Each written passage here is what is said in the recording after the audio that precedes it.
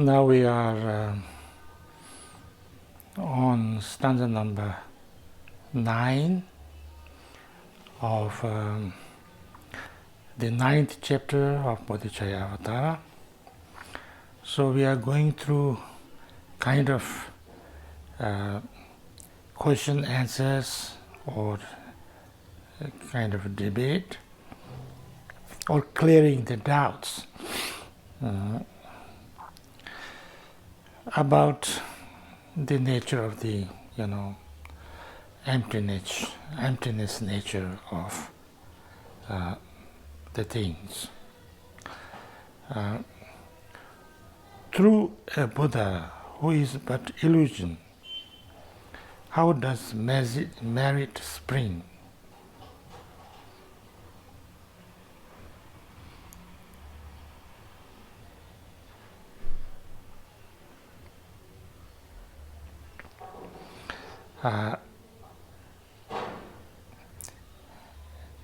So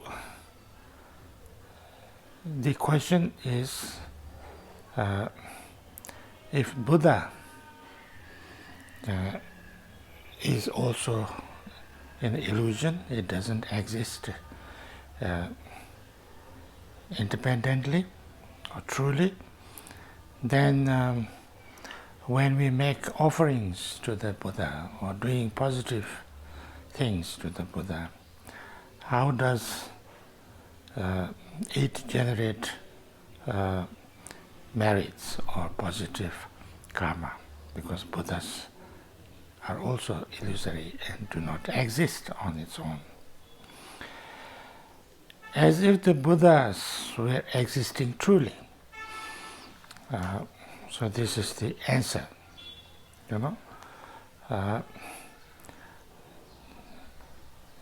as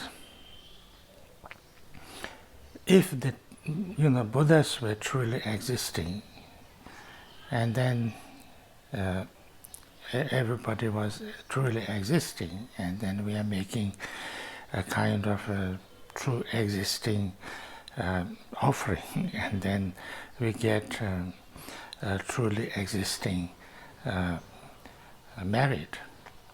In the same way, and it not truly existing Buddha and we not truly existing either, and when we make a not truly existing but illusory offering, we will also get an illusory but not truly existing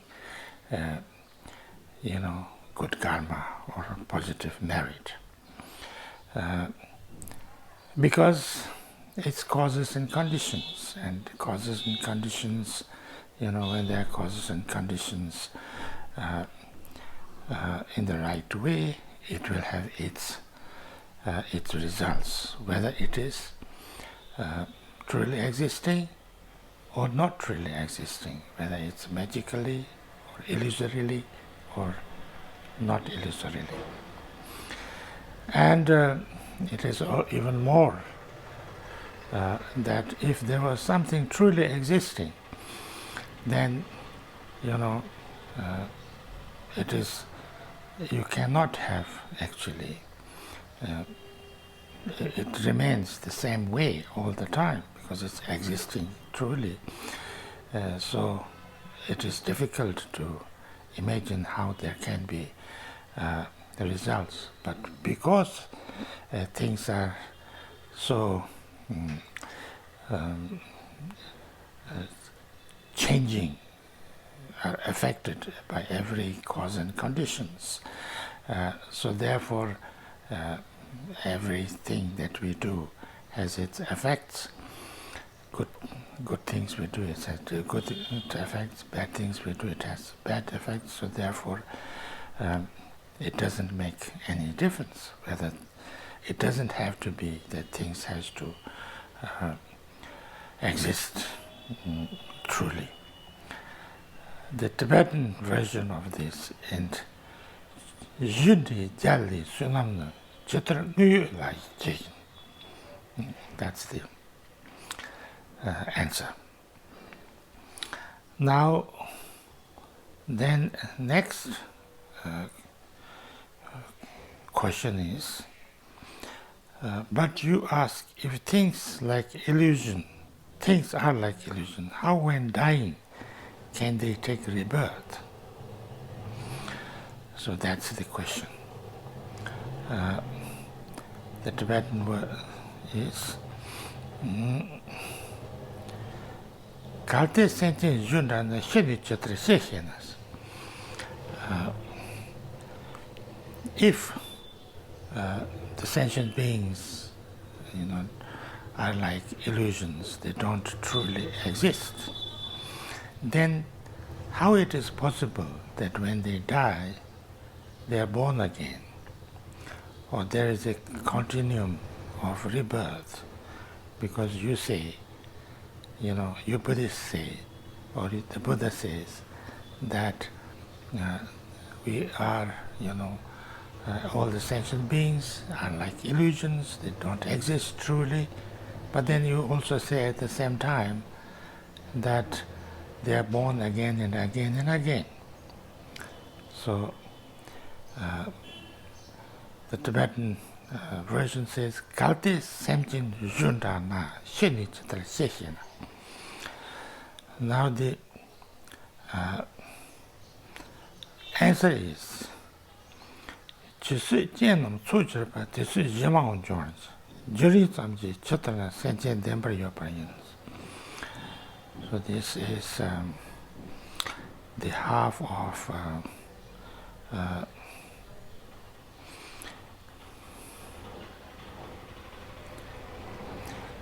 the 10th stanza number. As long as the conditions are assembled, illusions likewise will persist and manifest.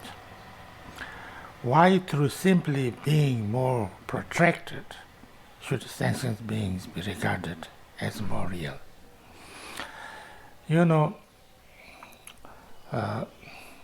People die. People die because, when all the right causes and conditions come, that people die, they will die. When there are causes and conditions to be born again, they will be born, or according to whatever causes and conditions they should be born, they will be born again. So it is not necessary that something has to be truly existing, that it can die and it has to be born. Actually, because there is no truly existing, it's more like illusory. Everything is affected by causes and conditions. That's why people can die, people can change, people can be born again, and they can die again, or they can keep on changing or growing old and then also get sick and die and things like that. This possibility is not necessarily because they have to exist on their own or truly existing, but because there has to be, all the interdependent causes and conditions has to be there. But if you say that, but the illusions happen, but then it will not last. It will, it will be gone very quickly.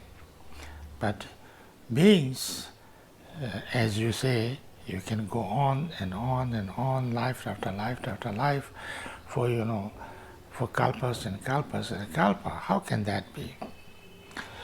There says, why through simply being more protected should sentient beings be regarded more real? Protected seems like long, long time. It is not,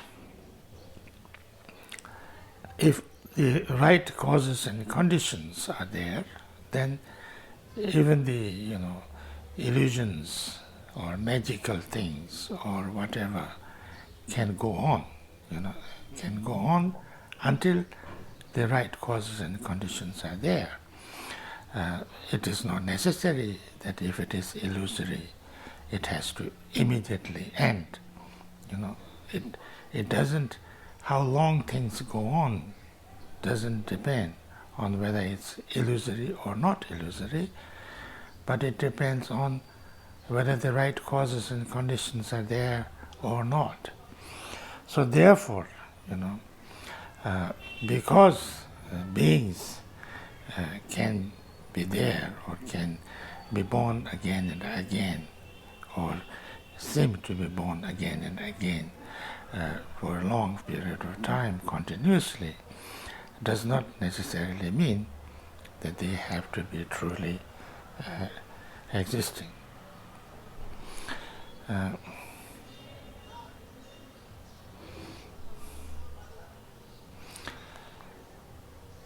Then next is stanza number 11. If one kills or harms the magical illusions of a man, there is no mind in such a thing, and therefore there is no sin.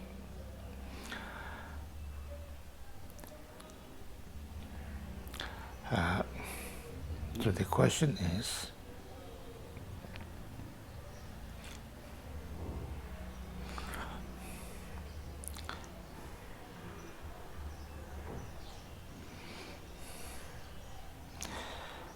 je me suis basé sur la submission à dignité. So,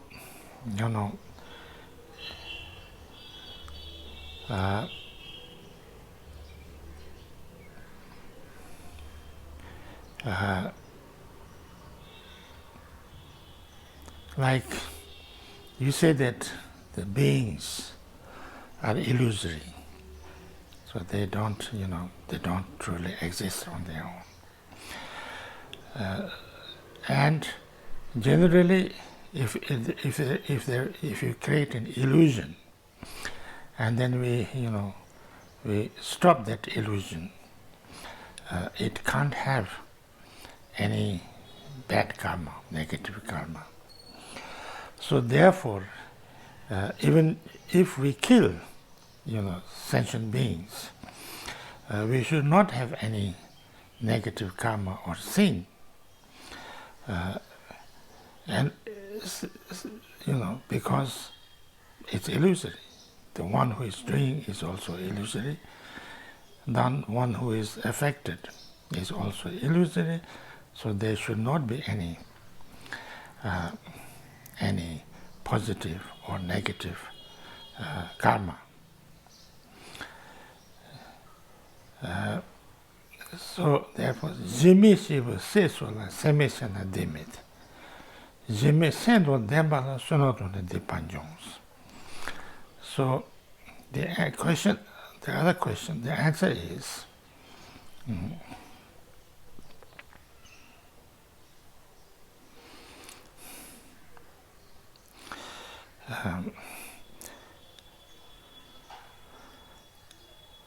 there is no mind in such a thing, and therefore there is no sin, but beings do indeed have mirage-like minds. Sin and merit will, in consequence, arise.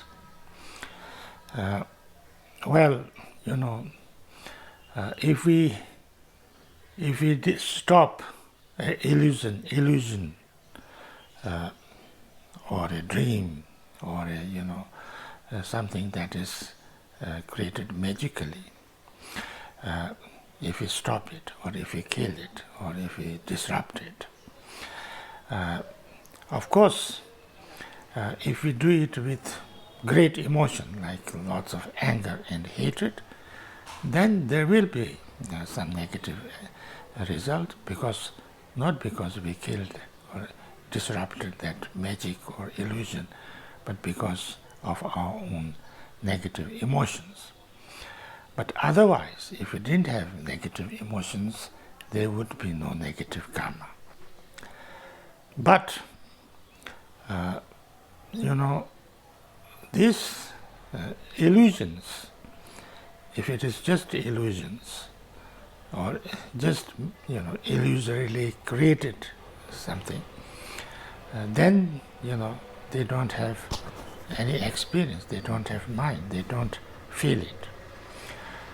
But the sentient beings, although it is illusory in nature, but they also have an illusory mind. They feel good if we do something,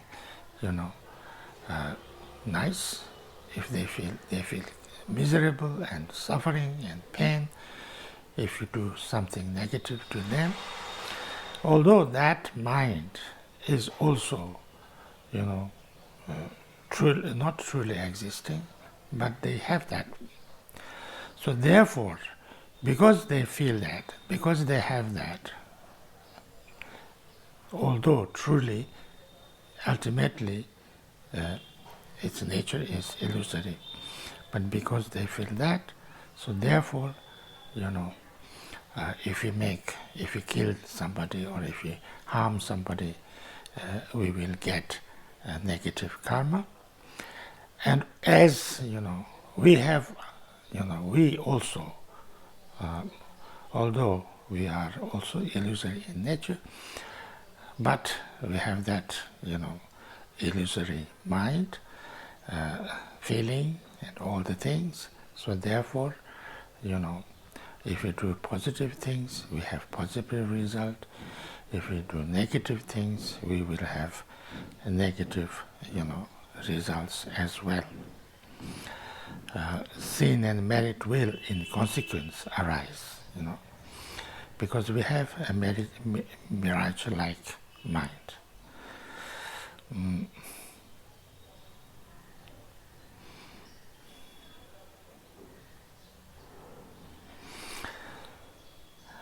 There is no power in things like spells, so mirage-like minds do not occur through them. Illusions spring from various causes, thus illusions are of different kinds. Stanza number 12,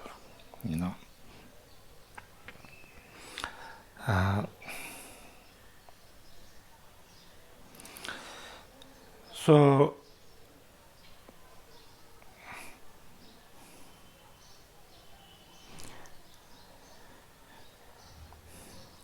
sunamtona jemi sibe sesola semesena demete jemi sendo dembala sunamtona de pancho ngosu nana nume si jemi sendo jonga me nasu jene shonga yi jemate yon nasu jenji kene kun nupa kwana yon de your minds. So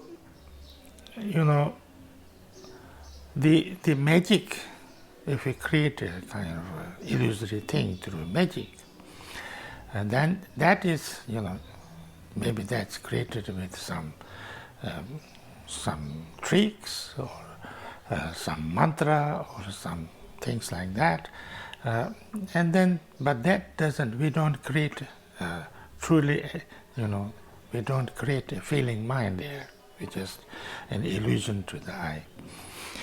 So therefore, if we disrupt that, there can't be negative, because when we create that illusion of a person, we don't have the right causes and conditions to create the mind. But as sentient beings, we have, all of us have minds, and although it's illusory, but we have the right kind of causes and conditions of that, and so therefore, it's a different kind of illusion. It's not the same as illusion that we created, like magic, or with mantra or different chemistries and things like that. It's not like that, because there are different powers or different ways. The illusion is also created by different ways, and it's not the same way that we create the illusory thing. Like in a dream, we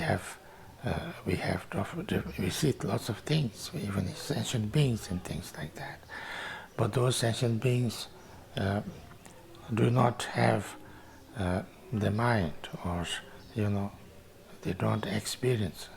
But in our life, we see lots of beings, and those beings have their own experiences. So therefore, it's different.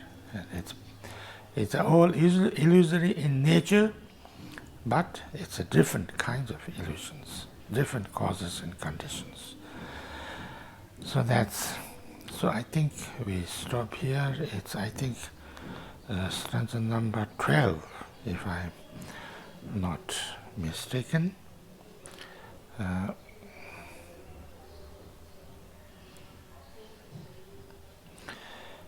Stanza number